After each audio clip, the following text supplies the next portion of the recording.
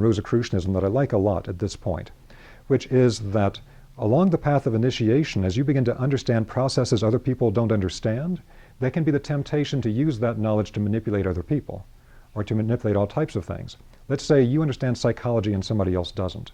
You can manipulate them with all types of things in neurolinguistic programming and things of that kind.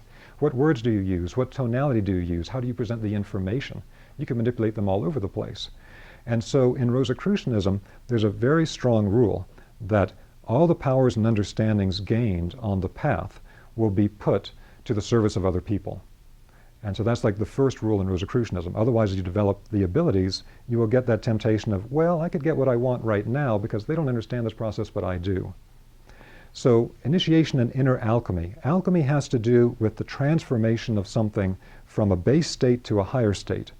But there's an important thing that's hidden in that, which is that the base state has to exist first. You're turning lead into gold, but there had to be the lead there first to create the gold. So this means that hidden within, all types of lower structures are the seed of its full fruition, very much like the classical illustration of the caterpillar and the butterfly. You don't know looking at the caterpillar that over time its entire structure has laid within it the ability to become a winged butterfly.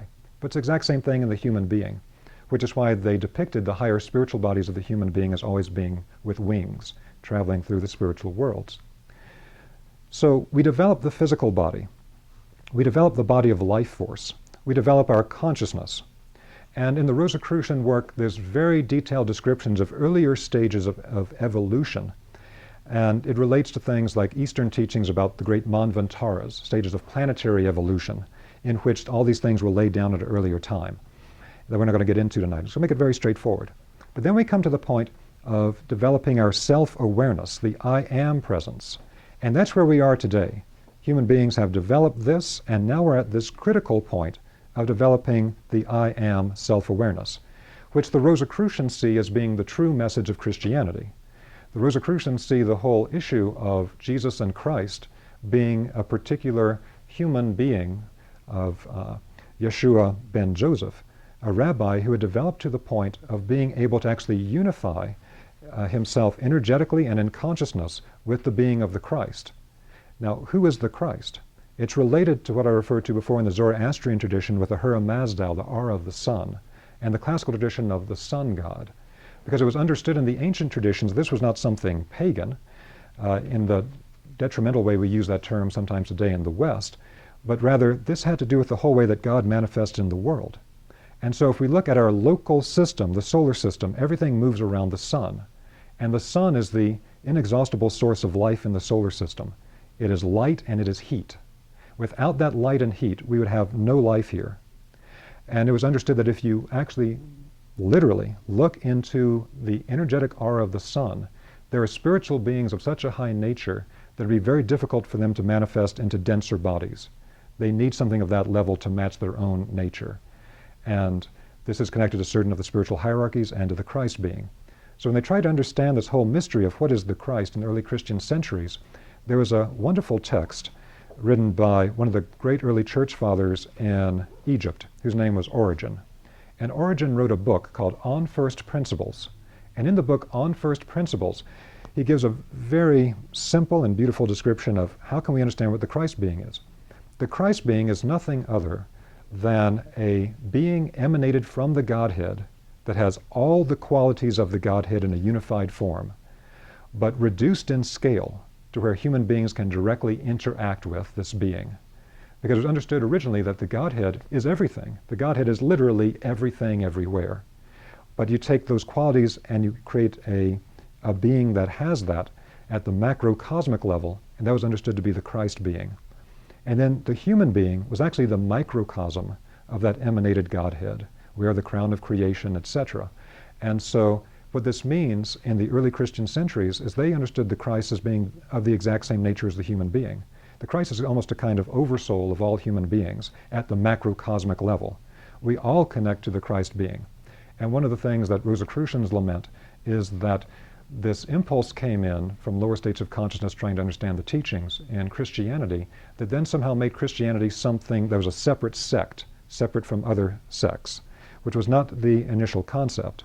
The initial concept is that the Christ being is the actual higher consciousness aspect that is a living being at a higher macrocosmic level that every human being is connected to. It's not something for one particular set-aside group of people. Some might be more conscious of it than others, but from the perspective of a Rosicrucian, you can find people that are more deeply connected to Christ than someone that says they're Christian, who are Buddhist, Hindus, whatever. It has to do with their illumination of consciousness and what they're resonant with. And so it's a thing of this actual manifestation of the Godhead at a higher level that has all the qualities of the Godhead so we can interact with it, reduced in scale. So this I am self-awareness is something that is related to the entire Christ mystery, building through the Jewish text and then into the esoteric Christian text.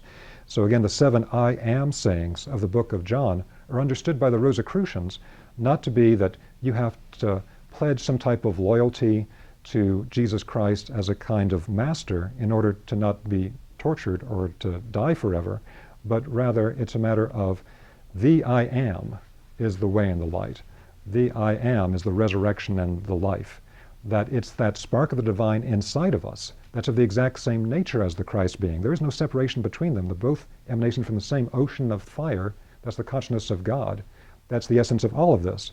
And that's the stage we're at today. So the Rosicrucians see this as the point we're at where we have to illuminate our awareness, to actually illuminate that spark.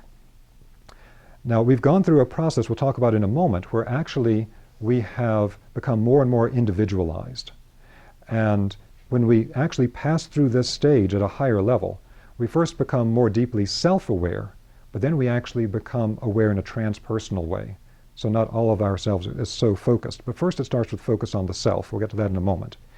Now the inner alchemy of this is that once we have developed that fire, and this is represented in the esoteric Christian tradition as the flame above the head of the disciples at Pentecost. It's a literal flame that ignites a spiritual structure that moves in a vertical axis through the human body.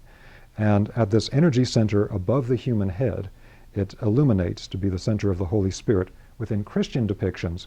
But I've worked with people from many other religions that know all about this first center above the head and its ignition into higher consciousness. This is a particular way it can be presented in the Western understanding. So as we develop that aspect of ourselves that's of the same nature as the Christ, same nature as the Godhead, can now illuminate with light and transform with the fire the lower bodies.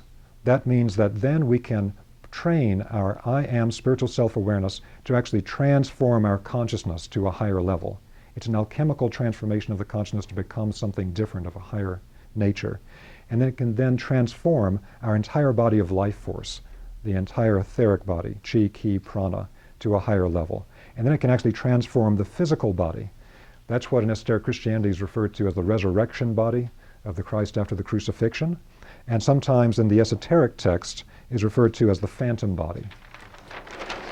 In modern metaphysical terms, we primarily refer to it as the full light body. So again, what we have is the I am, once it completely develops, and we have that awakened spark of the divine inside of us, it transforms our consciousness. Now, as it transforms our consciousness, we have to start with, and now we're getting onto the road of what is Rosicrucian initiation about, and why is it done this way, to first start to analyze our own internal life. We have to be aware of, what am I thinking? What am I feeling? What am I doing? Because most of the time we're completely unconscious. These are the kind of things that you find in many traditions, like in the work of Gurdjieff. If you look at the foundations of Gurdjieff's work, he talks about the fact that the terror of the situation, in his terms, is that the whole human race is asleep. We think we're awake and we're walking around in the world, but we're still fast asleep, and we just keep playing out the same reactive psychological patterns again and again and again. So we have to go through a process that he calls waking up and becoming self-aware. And so we start simply observing ourselves. So the process of self-observation is fundamental in just about all classical initiation traditions. Without self-observation, you can't begin to crystallize out this level of awareness. And you can't start changing your detrimental psychological patterns of how you think and how you speak and how you interact with people and how you feel internally to something that's more beneficial. Now, over time, this develops to a higher level, to where your awareness actually becomes transpersonal, so that you're not completely focused on yourself, but rather you can take in the consciousness states of more and more people. And we'll get back to that a little bit